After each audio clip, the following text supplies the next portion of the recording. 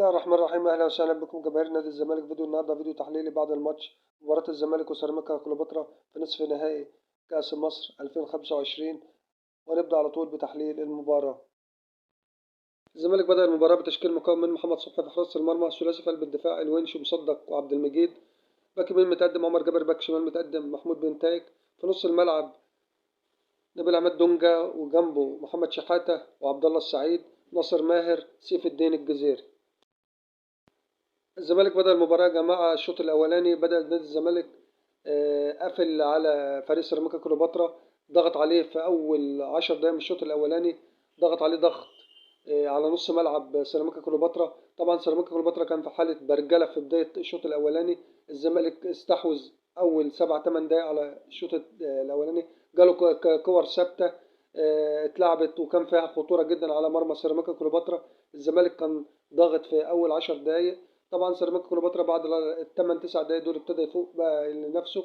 هو طريقه لعب سيراميكا كليوباترا ان هو بيلعب من العمق وبيلعب على الجناحين زي ما احنا قلنا قبل كده، ان هو بيلعب كرة على الارض من لمسه واحده، بيحاول يثبت في نص الملعب كرة 2 3، وبعد كده ممكن يلعب كرة للجناح اليمين او الجناح الشمال.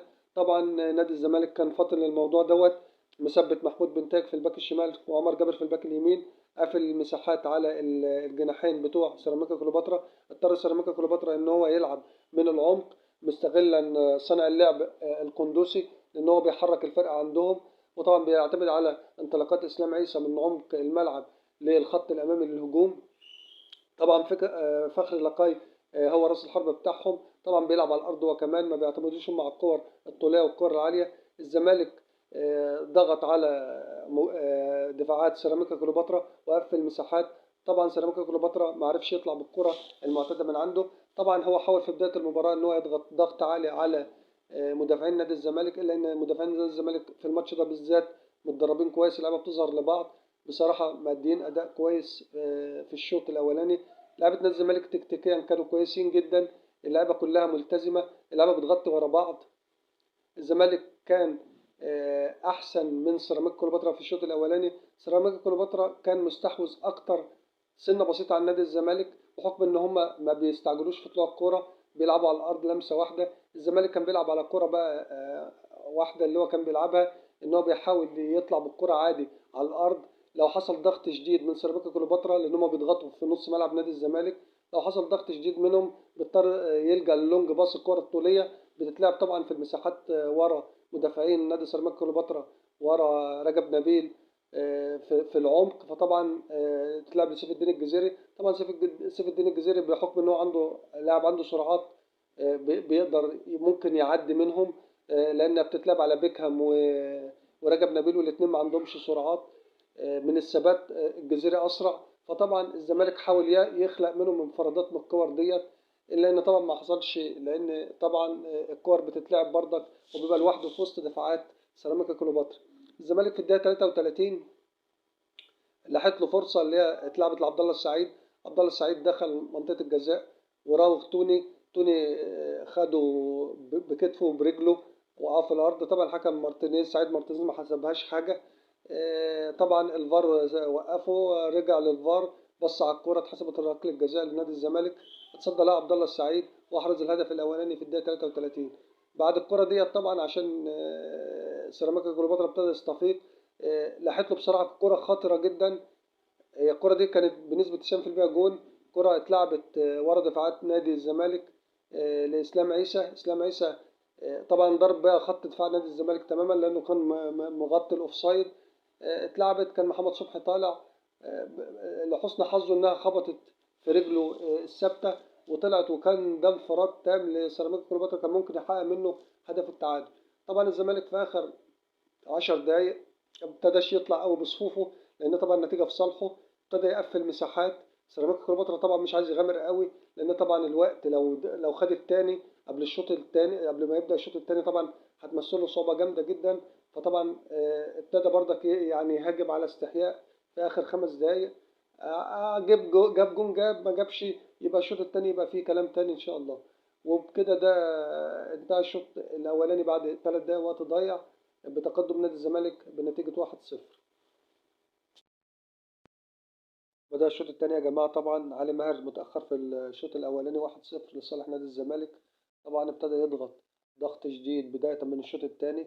طبعا علي ماهر احنا اتكلمنا ان سيراميكا كليوباترا بيلعب بيجمع الكرة في نص الملعب، بتتلعب في نص الملعب وبعدين بتتلعب كرة 1 2 أو 1 3 على الجناحين، الجناح الشمال أو الجناح اليمين. هم بدأوا في الشوط الثاني كان مدي تعليمات ان هم اللعبة تخترق من يمة محمود بنتايج، علشان محمود بنتايج كان بيتقدم بيساعد الهجوم، هجوم نادي الزمالك. فطبعا ابتدوا يلعبوا اكتر من كوره في بدايه الشوط الثاني ورا محمود بنتايج 1 2 او 1 3.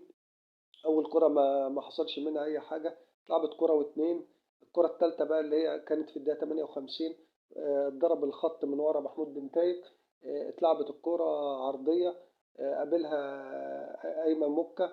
طبعا كانت الدفاعات كان في كثافه من لعيبه نادي الزمالك الا انه كان جاي من الخلف ما كانش مراقب، حط الكوره يا دوب غمزها كده ببوز رجله من وسط مدافعين نادي الزمالك. طبعا لعبها في اقصى الزاويه اليمين محمد صبحي، احرز الهدف التعادل بالنسبه لسيراميكا كليوباترا في الدقيقه 58. طبعا الزمالك بعد الهدف دوت كان نازل اول 7 8 دقائق هادي. ابتدى الزمالك بقى يضغط، وابتدى سيراميكا كليوباترا بحكم طريقته ان هو طالما النتيجه ايكوال او هو متقدم بيبتدي يلعب على الهجمات المرتده. الزمالك عمل تغييرات، نزل شلبي ونزل زيزو، وكان زيزو هينزل قبل الجون على طول الا انه الجون جه قبل ما زيزو ينزل. المهم الزمالك نزل زيزو نزل شلبي. الزمالك ابتدى يتحرك، التغييرتين دول كانوا موفقين جدا، وسحب راس الحربة الصريح. ابتدى الزمالك في الوقت دوت ونزل جهاد كمان. ابتدى الزمالك في الوقت ده ما بيلعبش بروس حربة، بيلعب كله من يعني اللعيبه كلها تعتبر ما فيش راس حربة معين. الجزيرة طلع وابتدت اللعيبه كلها تلعب من الخلف للامام. زيزو من يمه، مصطفى شلبي من يمه، ممكن محمد شحاته من يمه، عبد الله السعيد قبل ما يطلع بردك من يمه، وهكذا. المهم نادي الزمالك كانه يلعب على الكره ديت، ان هو بحس لاعب يجي من الخلف يبقى هو راس الحربه، يخطف اي كوره، يخطف سبرنت يعدي من لاعب كده وتمشي الامور على الوتيره دي. الزمالك لعب على الاسلوب دوت. طبعا الشوط الثاني سيراميكا كان بردك بيلعب على الهجمات المرتده، ابتدى يحاول يحرك شمال ويمين، يضغط من اليمه اللي هي ورا بنتايج. طبعا بعد ما احرزوا الهدف ما فيش من اليمه دي قفلت. المهم ابتدى نزل محمود زلاكا في الشوط الثاني ولعب زلاكا، خلاه بقى ما يلعبش من يمه، يلعب ورا عمر جابر عشان يخلخل من يمه الثاني. المهم صلاح الدين مصدق كان هو المسؤول عن زلاكا في الناحيه اليمين. زلاكا كان بيعدي من ورا عمر جابر. بصراحه صلاح الدين مصدق قفل على زلاكا رغم ان زلاكا لاعب عنده سرعات، الا ان صلاح الدين مصدق كان بصراحه مميز في الحته ديت وقفل على زلاكا. حتى زلاكا احنا عارفين ان هو لاعب اصلا مميز ومن الاجنحه القويه والسريعه، ان قلنا ممكن يعمل فارق، الا ان صلاح الدين مصدق كان بصراحه مركز معاه جدا وما عرفش يخترق منه ولا كوره.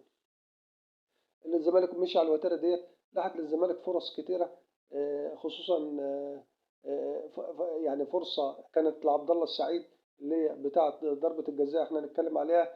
الكره اللي هو عبد الله السعيد خدها وحطها وعدلها وشاطها، جت في توني طبعا. الكره ديت كانت ركله جزاء لصالح نادي الزمالك. طبعا تصدى لها عبد الله السعيد ولعبها في نفس الزاويه برضك على لبسام، إلا انها فتحت منه شويه وطبعا ضاعت. هي الكره دي تعتبر كهربت الماتش، دي كانت قبل ما يجي الجون بتاع سيراميكا كليوباترا. كهربت الماتش شويه وادت ثقه للاعيبه سيراميكا كليوباترا، ساعدتهم برضك ان هم احرزوا هدف التعادل. الزمالك مشي على الوتيره ديت. بصراحه كان في فرصه هنا وفرصه هنا ومشيت على كده، كان ممكن اي فريق يخطف في اي وقت.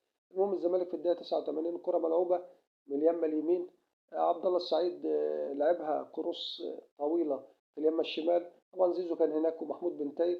زيزو خد الكره وداس عليها، بنتايج فتح في الجناح الشمال، خد عينين مدافعين سيراميكا كليوباترا. زيزو قطم لجوه واستعدلها على رجله اليمين وحطها في الزاوية البعيدة لبسام محرز هدف التقدم لنادي الزمالك 2-1، وده كان في الدقيقة 89. الزمالك بعد الهدف دوت ابتدى بقى يلم صفوفه، ابتدى يضيع وقت بأسلوب ذكي، إن هو يموت رتم الكورة، إن هو ياخد فاولات، إن هو كده. الحكم حسب 4 دقايق وقت ضايع. سيراميكا كليوباترا ما قدرش يعمل حاجة في الوقت دوت، وانتهت المباراة بفوز نادي الزمالك بنتيجة 2-1. ألف مبروك لنادي الزمالك والجماهير والجماهيره. فوز مستحق بصراحة لنادي الزمالك. الزمالك كان أحسن من سيراميكا كليوباترا. هيقابل إن شاء الله الزمالك نادي بيراميدز في نهائي الكاس. إن شاء الله بالتوفيق لنادي الزمالك. نادي بيراميدز نادي قوي برضك ما يقلش عن سيراميكا كليوباترا، وبالتوفيق إن شاء الله لنادي الزمالك. وده كان تحليل بسيط لمباراة الزمالك وسيراميكا كليوباترا نصف نهائي كأس مصر 2025. يا رب يكون التحليل بسيط وعجبكم.